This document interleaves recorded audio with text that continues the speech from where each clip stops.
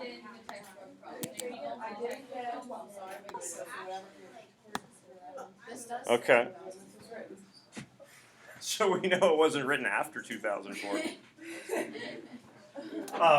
Within the first paragraph, what would be some things that jump out? Again, it doesn't mean that you're figuring out hidden meanings or anything like that, but just anything that you take note of starting those first few lines. She became a journalist. Okay. And who do you think she is? I don't mean like specific person, but like within the context of the passage, the she would be the Murder? yes. I don't know. And what else could we probably say? Based on the like the narrator. So, so the writer, the narrator, you know, is a person who has become a journalist. So this is from a female point of view. Not a literal murderer, but a murderer of ghosts and phantoms and things like that. The word order is kind of weird on the Okay. Rather than going, you know, let me tell you a simple story type yeah, thing. I like the story is a simple one. Okay. So But she like adds more to it than is necessary. I don't know, not necessarily detailed, but we're just I don't know. Like, awkward at times. yeah. Okay, we'll just kind of like AWK syntax. Do you think it's an American writer? You were going yes. Alex, you said no? Yeah. Why not? Well, when you talked about like some of what she says about Oh, yeah. Okay. Oh wow. That was just really. Also, like when the references to Queen Victoria and the red box in the corner, all the posts, all like the mailboxes, and I think England around the time were like red little boxes. Yeah, as opposed to ours being blue. So we have reference here that we mentioned to Queen Victoria down here, line like 3.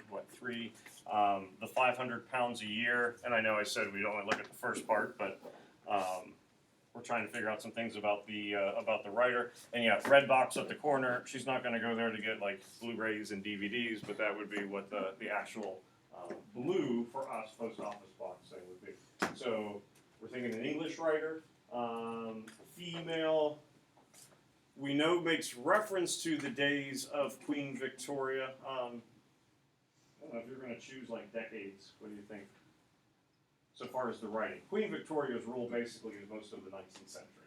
I forget the last year. It's like 1898 or something like that. Do you think it's 20th century? Do you think it's still 1800s? 1942? It's a specific. That is a very specific year. People are unsure, which is okay. What do you think? This first year that comes out. Early 1900s. Early 1900s? Okay. Alright, early 1900s. And I mean, again, in all honesty, you don't know. So if Virginia ends up being right, wonderful. If she ends up being wrong, oh well, not a big deal, because we're just kind of taking a guess here. Anything else about first part of the first paragraph jumped out for whatever reason? Whenever she's like describing herself, she says she and like her instead of me. Okay, which is a little different, not, you know, to do, and it's also a little different because what does happen like with the pronouns? Like, what's the first pronoun that comes across? Well, first one technically would be you, but like in reference to herself, you know, it becomes my story. It's a simple one. And then it switches over to, you know, not a pronoun, but girl in her hand. She had to move that pen and goes on in that way. Then what happens at the end? Then it comes back to is thus that I became a journalist. I'm not saying why in the world would she do that. Any ideas? And that can even be part of that awkward syntax, even though that wasn't the example Abby was going with. That can kind of throw some people off a little bit. Why would you be shifting stuff like that? Does it have an effect? If you nod yes, then you know what that next question is going to be. What's the effect? Oh. It puts more emphasis on the fact that she becomes a journalist, and yeah, I think it just for like emphasis to Okay. Virginia, did you have something too? I think it's almost Okay. I feel like this paragraph is kind of like a mini frame, like it says she's gonna tell you a story, and then it's kind of like the middle is the throwback story, and the end is like the ending of like a frame story. Okay, so like kind of separating, like flashbacks, kind of taking place, different stages of her life, different pronouns are going to get used. Like, I think it kind of like sets the mood. It's like, I'm gonna tell you this story, but I'm gonna tell you what to imagine, what I look like as I'm telling you. Okay, to like kind of delineate between present and past Because it self. talks about how like she moves the pen, like always writing. Mm-hmm. I think it's almost focusing on that you're looking from outside because like that's what she's doing. That's like literally what she's doing. Mm-hmm. She's like putting stuff in a envelope and writing a pen, and then the other one when she says I is like all metaphorical stuff that she's doing. Like she's going through her mind and she's deciding, and she has like the anger, which is like not actually real, and she kills her, which isn't also actually real. So you see this as kind of being what is really happening, and then the I kind of being that mental aspect that could be happening. Okay. How about like taking a look then at, but wait a moment, and we'll go down to, above all, I need not say it, she was pure. Where did that go? There we go, like right down here, just so we're not looking at the whole entire thing. So down to like line 20. I'd also have to kind of agree with Virginia when she said like the I is like when she's talking about like the phantom, and then like the she is like what's actually going on, because I think the phantom is like her own personality, I guess, in a sense. And so like she was originally charming, but to be a writer she had to go do something else. Okay.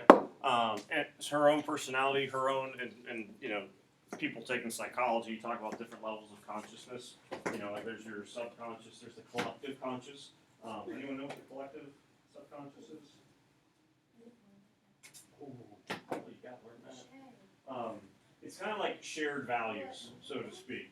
So, who here is afraid of spiders? Why are you afraid of spiders? Because you're supposed to be afraid of spiders.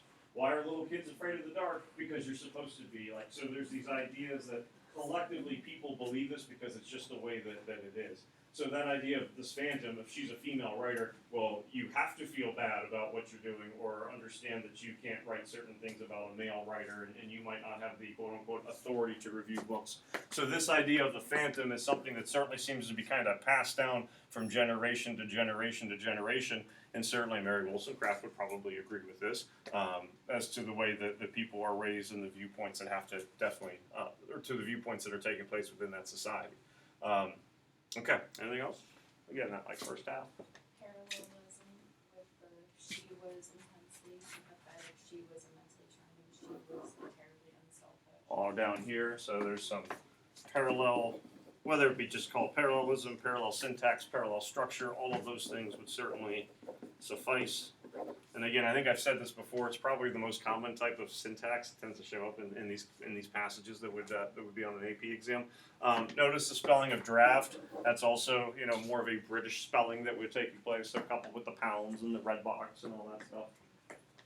Around line 10, or 11, she's saying that like, the Phantom was a woman, she's a heroine, she's called like the angel in the house, but then she says like, she tormented me so much that I killed her. I think that could be the contrast between, because I know it kind of like shocked everyone when we were reading it, because it sounds like it's going to be a good thing, but then And generally a heroine is heroes. a positive, you know, role model or positive character, and yeah, she's not one that you would expect to be tormenting, so at last I killed her. And, you know, some of us could be going, how do you kill a phantom? Yeah. Which, for this week, could be important to know. It's going to rain on Thursday. You're trick-or-treating. That's sad. No. You're going to get wet. Get your poncho. How about lines, just we'll say 20 on down. So her purity was supposed to be her chief beauty. Down to the rest. Anything else that jump out? We found out how you have to kill her. You pick your ink blot up and just throw it at him. She repeats the word like killed a lot. Like, in this one thing, like she says, had I not killed her, she would have killed me. Mm-hmm. And it just keeps repeating over. I did my best to kill her and all that kind of stuff. So this is like Mary Wollstonecraft and Holden Caulfield got together, and their child is this person.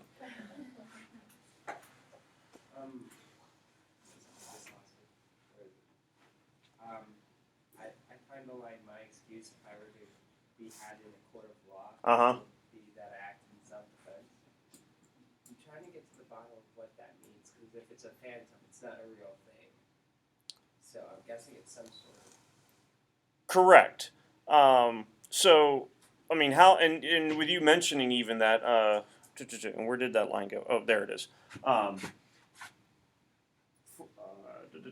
If, which probably means it's not going to happen, you know, with killing a phantom, you're not going to go to jail. But if I did have to be put up in a court of law, and you could even look at it, what if I'm not being charged with murder, but essentially I'm kind of being charged with doing something that I'm not supposed to, so far as like a gender bias taking place? Why did I do this? I did this out of self-defense. Now, she's still going with more, I would say, more of that murder analogy. How would this be self-defense for her? Because you're right, the phantom's not going to physically kill her. But what? She said, if I didn't kill the, I don't know what, but she said, like, if I don't kill the phantom will kill me, because, like she feels like the phantom is trying to become her, and it's like, and so if she wants to remain herself, she would have to, like, not let it control her. So the phantom could essentially, I mean, she's a writer, so she probably likes to think of herself as being, you know, fairly smart, intelligent, I have good ideas. If she's to fit into the mold that the phantom in society are supposedly establishing for her, then the phantom would essentially kill her what? I think it's a direct, it would take the heart out of her writing. Okay. So, you know, and there's multiple things that we could put in here. So the phantom could kill her, you know, it could be heart, you know, it could be her intellect, it could be her spirit, you know, to write, her desire to write. It could kill her independence, you know, maybe in a way. For her to be able, a free-thinking person, you know, let alone saying a free-thinking woman. So the phantom could end up still having harm, even though there's not going to be a physical death that she would have to deal with. Really, if anything, you know, probably in 2019, we'd make reference to the phantom really is more of a stigma about her than anything else. This is a perception that is being set up. This is a negative perception that she has to try to ultimately overcome. Good. Anything else? Earlier, when the phantom is talking to her, like she repeats a lot of things that was said when she was describing the phantom, like saying that she was sympathetic, and So like this part up here, like Yeah. the above all, So, big, like, the actual author, not the like narrator, felt the need to state all of that again. And so, I mean, number one, we're getting, okay, words of the phantom, you know, some dialogue. And even the way that it's being presented, you know, be sympathetic, be tender, flatter, deceive, all, you know, that's all kind of things that we were talking about last week with Wollstonecraft. I'm not trying to make this connection, you know, obvious or anything, but that's certainly a concept that is presented that here's how you're supposed to do it.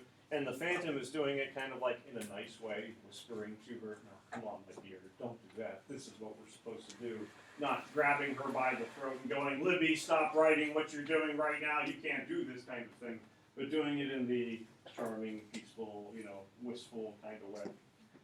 But there's still that halo. There's still that radiance that she feels. But that's a negative, you know, impact for her as opposed to one that we would usually go with a positive. Could you almost say that, like, the quote-unquote phantom is, like, her self-conscious, like, the angel and the devil on your shoulder? Because, like, it says down here, it's harder to kill a phantom than a reality. I think so. And certainly, yeah, you know, you have that, don't do that. Yes, you should be doing this. And you know, kind of going back to Ethan's point about, you know, well, going into court, you know, for killing a phantom, what would be kind of a way of rewording this? It's harder to, especially for the word phantom. What could be like a synonym for phantom or a substitution for phantom? You know, it's harder to kill a what than like a real, I don't want to say like killing a real person, but Like almost like a I guess. Okay, yeah. An idea, a perception, a mindset, image. You know, and you think about that in 2019, talking about memes and all that kind of stuff, you know, hey, once something's out there, it's out there. And if that's the way that we're therefore going to perceive Shay, it's going to be harder for us to get rid of that perception, kind of like that first impression, than dealing with an actual physical concept. So the abstract can be more difficult than the concrete. So in that line right above the end where it says I took up the ink pot before the passage, Mm-hmm. could that be a metaphor for like her trying to kill that like stigma or that perception through her writing? Yes, I think so. So by me continuing to do this, I'm going to try to eliminate that mindset. And I think, you know, certainly you can visualize it as her picking up the ink pot and like literally throwing it. And who knows, maybe she did, you know, at some point. But I picked up the ink pot again and I kept writing. So the writing, the words, the intellect, all these things that the Phantom is trying to get rid of, by me asserting those things, that's how I'm able to kind of change this overall perception. So, yeah, the writing kind of is the attack, you know, or even the change that starts to take place. Emma, do you have something? Nope. Virginia, last thing? I think also it's, so like, in the beginning she calls it the angel of the house, because that's how other people perceive it, and then she starts to call it the Phantom more and more as she talks about it, and also she never actually, it's just, like, a lot of things are associated with angel, like, she'll never say, oh, she has, like, light and everything, it's always, like, shadow, Mhm. and, and so all of the good things are always associated with what other people think, and then, like, the Phantom and the shadow are associated with, like, what she sees. And this is a real poem. You know, there is a poem describing the angel in the house, and it's a poem about, you know, the female of the house. Based on the title, The Angel in the House, what gender do you think wrote it?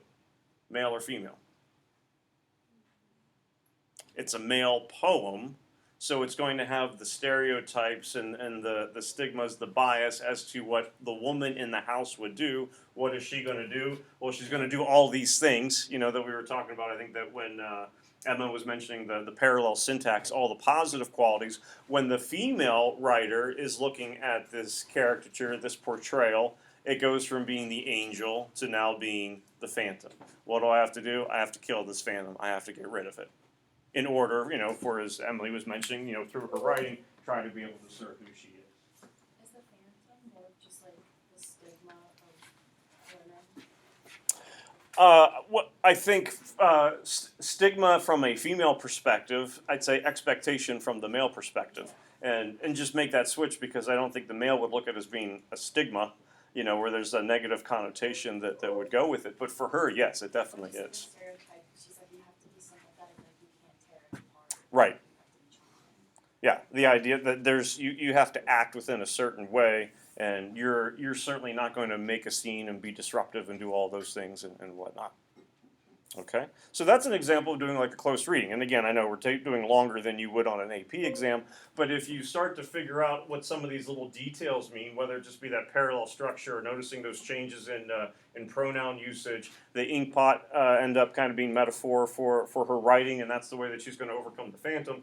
That's going to put you in a pretty good position to certainly do a little bit better. So I have your multiple choice questions.